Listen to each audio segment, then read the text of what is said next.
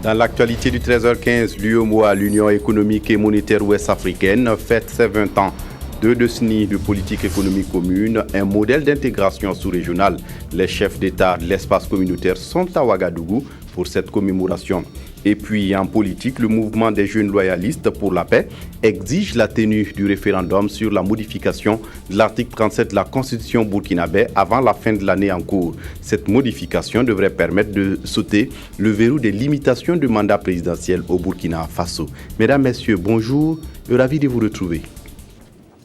Cela dit, la cérémonie commémorative des 20 ans de l'UEMOA vient de se tenir tout à l'heure à la salle des banquets à Ouaga 2000 dans la capitale burkinabé.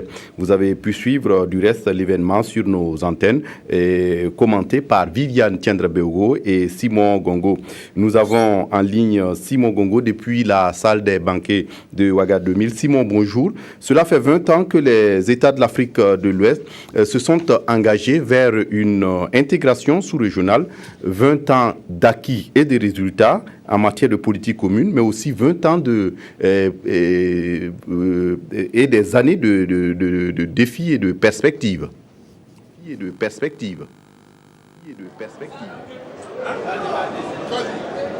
Voilà, Fousseni Kindo, bonjour et merci de nous rejoindre ici donc à Ouaga 2000 où les chefs d'État se sont retrouvés aujourd'hui pour commémorer donc, vous l'avez dit, les 20 ans de l'UEMOA. Vous le savez, il y a 20 ans exactement, c'était le 10 janvier 1994 où 7 États se sont retrouvés donc pour mettre les moyens en commun et résister à une épreuve.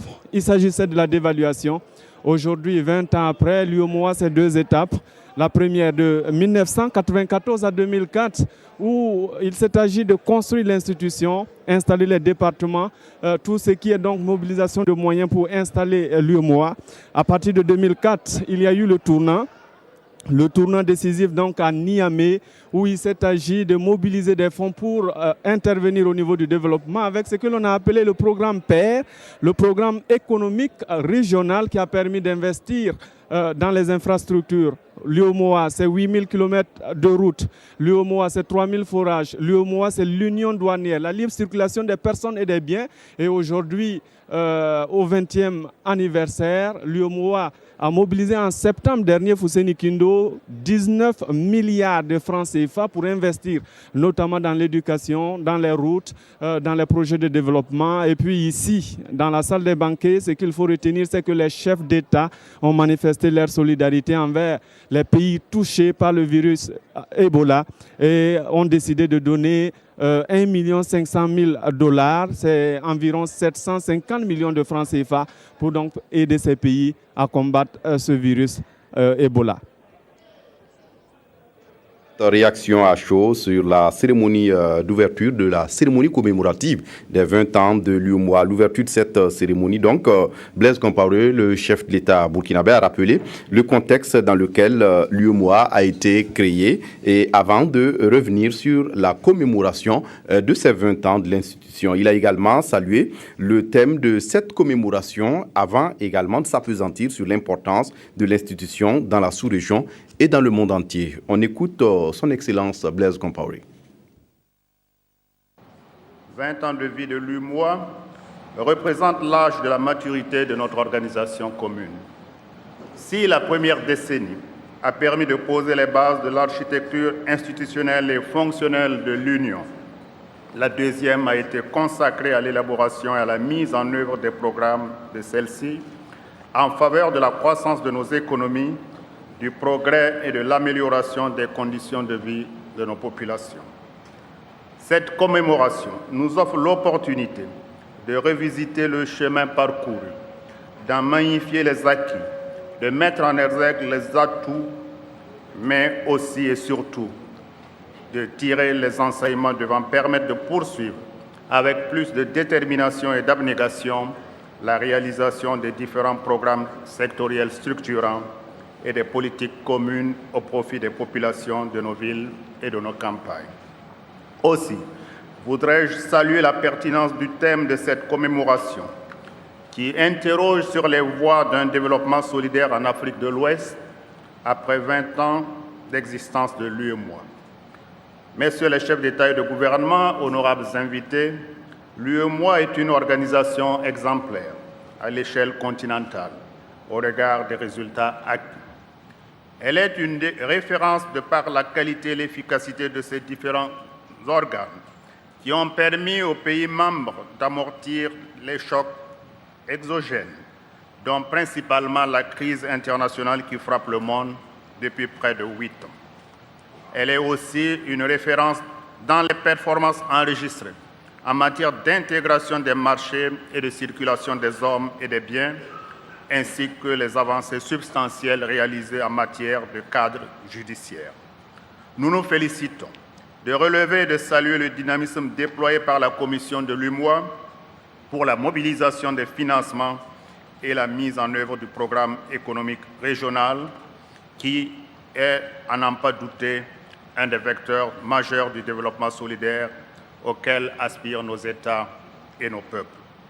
Messieurs les chefs d'État et de gouvernement, Mesdames et Messieurs, si l'UEMOA est aujourd'hui une organisation crédible et dynamique, elle le doit à la volonté politique et à l'engagement renouvelé de chacun des États membres, à l'efficacité de ses institutions spécialisées autonomes et à l'adhésion de tous les acteurs de la vie économique et de la société civile de nos pays qui ont foi et confiance en la capacité de l'Union d'être une véritable locomotive du processus d'intégration en Afrique de l'Ouest.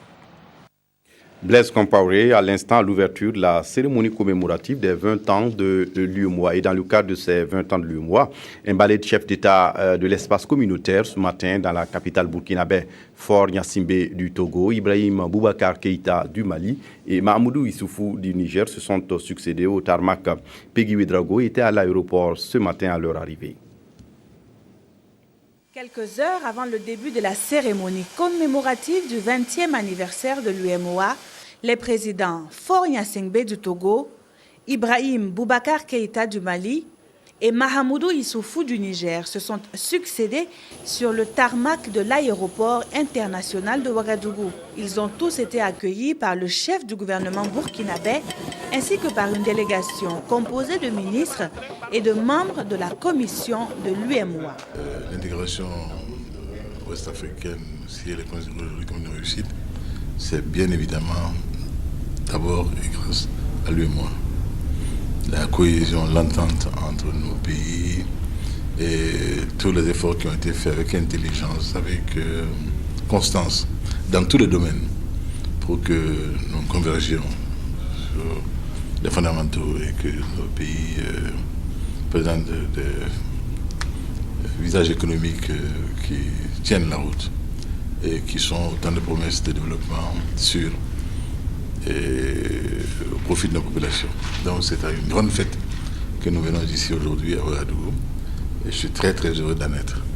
8 États, un destin commun. L'UEMOA se présente 20 ans après comme un modèle qui doit inspirer. L'UEMOA, c'est une espèce de pilote qui nous permettra d'aller plus loin, de voir plus large. Vous savez que nous sommes en train de construire aussi la CEDEAO. Je pense que la mise en place de la CEDEAO va beaucoup s'inspirer de l'expérience de l'UEMOA. Et c'est le président Issoufou, qui est le dernier représentant des États membres de l'UEMOA, à fouler le sol burkinabé pour prendre part à la commémoration du 20e anniversaire de l'institution. Voilà, pour finir avec ce chapitre 20 ans de l'UEMOA, le marché à bétail dans les cascades à Niangologo précisément, réhabilité à plus de 100 millions de francs CFA grâce à l'appui financier de l'UEMOA. Ce marché connaît aujourd'hui un regain d'activité. Il constitue le principal parc d'exportation du bétail vers les pays côtiers de l'espace communautaire. Simplice Barreau, sur place à Banfoura avec nos bureaux de la RTB2. La réhabilitation du marché à bétail de Niangologo à plus de 100 millions de francs CFA grâce à l'appui de l'UEMOA constitue un soulagement pour les éleveurs de cette partie du Burkina et même de la sous-région. Plusieurs installations y ont été réalisées Aussi, les activités des acteurs de la filière bétail ont connu un véritable coup d'accélérateur depuis l'inauguration de l'infrastructure intervenue en juillet dernier. Heureusement que l'IMOA est venu, ils ont borné, ensuite ils ont fait des compartiments, des boxes qui permettent aux gens, et puis ils ont réhabilité les châteaux avec des plaques solaires qui nous permettent maintenant d'avoir, en tout cas, tout, franchement, ça a repris. Ça a repris. Parce que tous les départements avoisinants, là, au lieu de se référer à Ouangoulou pour charger, ils préfèrent venir ici charger. En moyenne, ce sont près de 10 chargements de camions qui partent chaque jour en direction de la Côte d'Ivoire, du Togo et même du Nigeria, pays non membres de l'Union. Cela au profit des éleveurs qui, au passage, louent les efforts de l'UEMOA en matière d'intégration économique et de libre circulation des personnes. À partir de juillet jusqu'à nos jours, nous avons chaque mois, nous n'avons pas au moins de 1000 têtes. Là, par exemple, le mois d'août, c'est 1136. Voilà. De septembre, 1541. Actuellement, nous avons déjà au-dessus de 700 têtes. À peu près plus de 20 à 23 personnes vivent ici permanemment. La filière bétail-viande est un secteur vital pour les économies des pays sahéliens de l'UEMOA que sont le Burkina, le Mali, le Niger et le Sénégal. Elle contribue à plus de 30% à la formation du produit intérieur brut de ces États. Je vous le disais en titre, le mouvement des jeunes loyalistes pour la paix réaffirme son attachement à la modification de l'article 37 de la Constitution burkinabé et surtout au référendum. Le mouvement a tenu ce dimanche à Tinguenda-Souri dans la banlieue ouagalaise un meeting pour demander la mobilisation pour la tenue du référendum d'ici à la fin de l'année en cours. Karim Patrick Namouane. La question ne se pose plus dans les rangs du mouvement des jeunes loyalistes pour la paix. Leurs troupes, à l'instar de celles de Tinguenda-Souri, se mobilisent depuis sur 3 fronts. La mise en place du Sénat, la modification de l'article 37 et l'organisation du référendum. Sur ce dernier point, sujet à polémique, c'est déjà la veillée d'armes. Tout ce beau monde-là décide aujourd'hui qu'ils partent au référendum. On a choisi d'aller au référendum, un point. Leurs aînés, eux, jouent la carte de la modération, mais dans le fond, le discours reste le même. Je dis si sur des propos ou sur des points de vue, il y a des divergences, il faut bien qu'on respecte les textes, ce que prévoit les textes, ce que prévoit la Constitution. C'est donc que le peuple nous arbitre. Luc Djendjéré et ses compères veulent faire de Tinguenda-Souri le point de ralliement d'autres jeunes pour leur combat, l'organisation du référendum avant la fin de l'année. De son côté, l'UNDD, section de Bobo Dioulasso, était face à la presse ce 16 octobre. Là également, il était question de la tenue du référendum pour la modification de l'article 37. Le parti de Maître Herman Yamiogo estime qu'après l'échec du dialogue opposition et majorité présidentielle, la voie référendaire est désormais d'actualité. Moumouni Baro, sur place à Bobo Dioulasso. Union nationale pour la démocratie et le développement UNDD face à la presse pour donner son point de vue, sa position sur le débat politique actuel au Burkina Faso. Et par rapport donc à la mise en place du Sénat, l'UNDD est ferme sur sa position. La mise en place du Sénat, le bicaméralisme. Non, nous disons que ce débat est un débat qui est épuisé.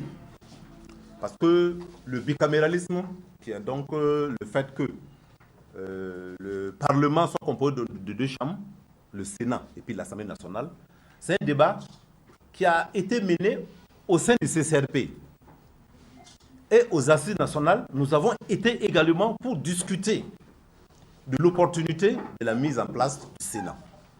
Et le Sénat a donc été un point consensuel qui aujourd'hui est inscrit dans la Constitution, en son article 78. Donc le Sénat, pour nous, est déjà une institution républicaine, comme l'Assemblée nationale, comme le Conseil économique et social, et j'en passe. Des autres points de divergence au sein de la classe politique, la tenue du référendum et la révision de l'article 37. Quant à ce dernier point, l'UNDD s'en tient à sa légalité. Je dis d'entrée de jeu que la modification donc de l'article 37 de la Constitution est légale. Voilà. Donc, c'est un article qui est révisable. Le référendum. le référendum, nous disons que l'UNDD est un parti républicain, est un parti légaliste. Donc, nous réaffirmons le principe suivant lequel la Constitution, d'abord, est le fait supranational consensuel que donc l'on peut connaître donc dans une démocratie républicaine. Donc déjà, la Constitution est un consensus. L'UNDD estime qu'au-delà des divergences de points de vue, le dialogue doit toujours primer afin de préserver la paix au Burkina Faso. Tout autre chose à présent, des sapeurs-pompiers burkinabés se forment en France sur le sauvetage aquatique. Environ une douzaine de soldats du feu bénéficient de stages dans le Val d'Oise. C'est en France. Ils ont pu apprendre les techniques nécessaires pour une intervention sécurisée en matière de secours à victimes en eau. On fait le point avec notre correspondant sur place à Paris, Romain Auguste Bambara. Ce plan d'eau, a priori calme, ressemblerait à tout autre, sauf qu'il s'agit d'un centre d'entraînement avec des technologies spécifiques. Courant d'eau très fort, modulable, tourbillon, obstacles, tout est mis en œuvre pour créer les conditions dans lesquelles pourrait se retrouver une victime prise au piège de l'eau et nécessitant secours. Et les pompiers devraient pouvoir intervenir. Un sauveteur qui ne travaille pas en sécurité est un sauveteur potentiellement mort. D'où l'échec de la mission et augmentation du nombre de victimes. Donc aucun intérêt. Donc premier axe de travail est vraiment la sécurité du sauveteur. La sécurité du sauveteur par une dotation en matériel dont la BNSP s'est dotée à différentes reprises et par l'acquisition de connaissances et d'analyse de l'environnement pour diminuer ce risque. C'est la priorité du travail sur cette session de formation. Ils sont 12 pompiers, dont 2 femmes, triés sur le volet au Burkina pour subir un stage intensif en secours aquatique. Le sauvetage aquatique, c'est un des modules donc, du métier des sapeurs-pompiers. Voilà, nous faisons le secours routier, à travers donc, les accidents de circulation. Nous intervenons pour des cas de feu. Et je pense que ce module de sauvetage aquatique vient également remplir donc une des missions des sapeurs-pompiers. On met dans la combinaison. La coopération entre l'association Solidarité Pompiers et Raï Burkina 95 et la Brigade nationale des sapeurs-pompiers vise à terme à porter à 72 le nombre de pompiers burkinabés spécialisés en secours aquatique pour une meilleure couverture du territoire national. On a constaté que quand il y a de grosses inondations, ils étaient démunis parce qu'ils n'avaient pas la formation, la préparation pour affronter cette catastrophe. Du coup, on s'est dit, puisque notre coopération, c'est une coopération qui se veut utile, fraternelle, amicale, mais aussi utile en termes d'échange de compétences, d'échange de savoir, eh bien les pompiers se sont engagés dans cette démarche-là. Et pour moi, cette formation va les permettre donc, au niveau du Burkina, parce que nous avons connu des situations catastrophiques il y a quelques années. Et cette formation-là, je suis sûr, permettra à nos sapeurs-pompiers de pouvoir sauver encore d'autres vies. Parce que comme l'a rappelé tout de suite, il y a même des sapeurs-pompiers qui ont été noyés, parce que justement en voulant sauver des vies.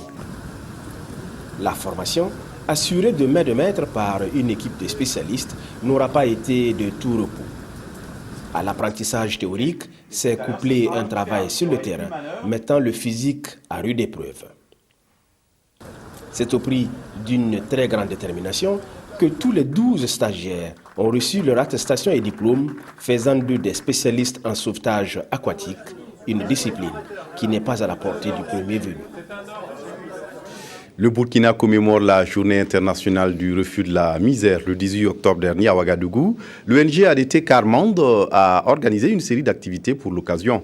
Parmi ces activités, une campagne de sensibilisation et de plaidoyer contre la discrimination et la stigmatisation à l'endroit des pauvres. Maxime Zongo. La misère n'est pas une fatalité et pour inviter à la solidarité avec les personnes qui vivent dans l'extrême pauvreté et rendre hommage à tous ceux qui se battent au quotidien contre le fléau, les Nations Unies ont consacré le 17 octobre de chaque année, Journée mondiale de refus de la misère.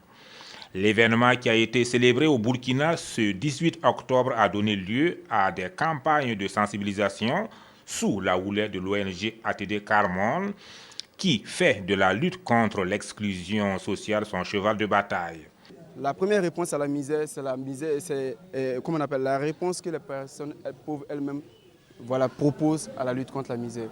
Du coup, on a essayé d'imaginer quelles pouvaient être d'autres alternatives à la lutte contre la misère. Et c'est ce qui nous a poussé à aller dans le Grand Zurgu, d'où venaient la majorité des enfants à l'époque, à Orgou Manega, à Solenzo, rencontrer les personnes, travailler avec elles. Et on a découvert que la base, c'était l'éducation. Le scénario de cette journée, c'était pour remettre les 8 recommandations qui ont été émanées d'un séminaire qui a été fait ici à Ouagadougou en 2012. Et lors de ces séminaires, on a demandé aux personnes plus pauvres d'être des personnes prenantes pour réfléchir avec nous. Et en fait, on peut travailler avec les personnes pauvres et non pour elles. Ne laisser personne de côté, réfléchir, décider, agir ensemble contre la misère, c'est le thème de la journée. Une invite à la solidarité entre les hommes, quel que soit leur statut. Des témoignages, des exemples de solidarité et de partage, autant d'illustrations et d'interpellations pour rappeler et insister sur la nécessité de mettre fin à la discrimination et à la stigmatisation des pauvres. La femme rurale célébrait le 15 octobre dernier à Pabré une campagne rurale à quelques encablures de la capitale burkinabé. Une occasion de sensibiliser sur l'accès des femmes au foncier. Claudine Bikaba.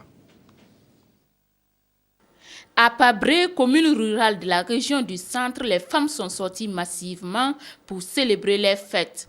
Une fête commémorée à travers une cérémonie au cours de laquelle des vivres ont été remis aux personnes les plus vulnérables. Cette commémoration, c'est pour vraiment nous montrer l'adhésion de tous, des autorités politiques, des autorités législatives, des autorités administratives, des autorités coutumières, et notre attachement et notre soutien à nos mamans, aux femmes rurales. Cette fête est initiée en marge de la commémoration nationale qui s'est déroulée à Titao.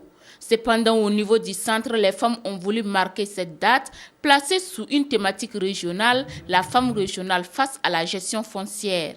Au niveau de la région du centre, on a tendance à croire qu'il n'y a pas de femmes rurales. Alors qu'il y a 6 communes rurales avec plusieurs villages.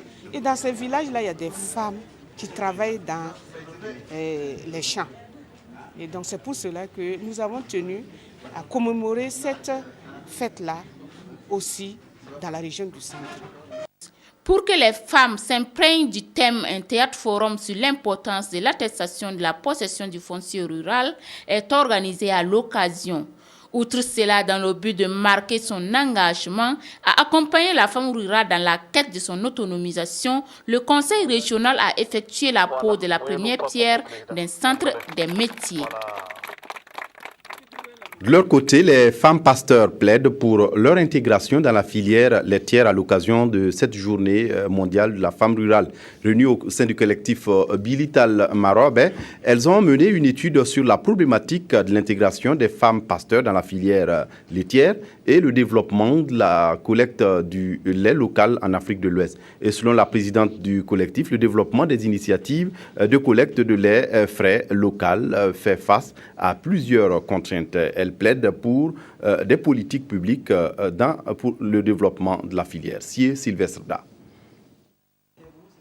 La Mauritanie, le Mali, le Burkina Faso, le Niger, le Nigeria sont les pays d'origine de ces femmes. Et elles sont membres du collectif des femmes du réseau Bilital Marobé RBN. Pour la célébration de la journée mondiale de la femme rurale, le collectif s'est penché sur la problématique de l'intégration des femmes pasteurs dans la filière laitière et le développement de la collecte du lait local en Afrique de l'Ouest. Malgré que le projet travaille seulement dans ces 3 pays pour le moment, mais on voudrait aussi que dans les autres pays qui sont membres de RBM, qu'ils bénéficient de ces études-là et plus approfondies pour qu'on puisse ressortir plus de... Et dans ce cadre, on a recommandé au gouvernement, aux différents gouvernements nationaux, sous-régionaux et nos partenaires justement d'investir plus dans l'élevage.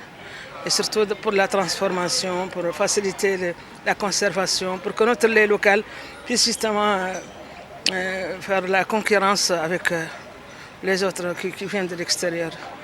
Le collectif des femmes RBN, qui a pour mission la défense de l'intérêt des femmes pasteurs, exhorte les organisateurs de production à une plus grande intégration des femmes dans la gestion des centres de collecte et unités de transformation du lait local. On termine ce journal par cette dédicace de livre. Idrissa Zorom ausculte l'environnement des industries culturelles au Burkina Faso. Dans un ouvrage de 87 pages publié aux éditions EduAfrique, Idrissa Zorom interroge la pratique pour proposer des pistes pouvant permettre d'aboutir à la coopération durable. Moumouni Soubega. Coopération culturelle et touristique au Burkina Faso pour un élargissement des opportunités d'accompagnement, c'est la toute dernière œuvre d'Idrissa Zorom, un cadre du ministère de la Culture et du Tourisme.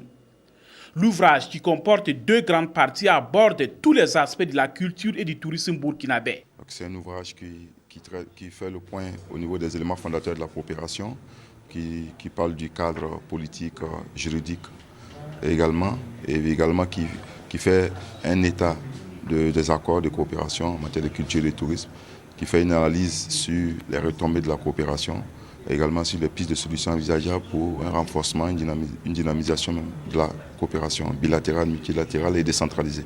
Il y a quelques insuffisances, on peut encore faire mieux. Idrissa Zorom est juriste de formation. Il est également gestionnaire et administrateur culturel. Au département de la culture et du tourisme, on mesure la portée de cette œuvre qui va apporter un plus dans la promotion de nos potentialités culturelles et touristiques. Cet ouvrage vient vraiment, consacrer un des aspects les plus importants que nous poursuivons au sein de notre ministère. Développer la coopération culturelle et touristique, c'est une préoccupation qui est prise en compte et que nous entendons effectivement que la chose puisse être développée, et nous pouvons que remercier et féliciter vraiment l'auteur pour avoir vraiment mis la réflexion là-dessus et qui nous permettra donc d'orienter vraiment dans le bon sens notre coopération culturelle et touristique. C'est en 2012 qu'il a publié sa première œuvre intitulée « Environnement des industries culturelles au Burkina Faso ». Après cette deuxième publication, Idrissa Zorom ne compte pas ranger sa plume. Il envisage une 3e œuvre qui portera sur la réglementation culturelle au Burkina Faso. Voilà, c'est tout pour cette édition. Merci de l'avoir suivi. Très bonne suite de programmes sur la RTB. Au revoir.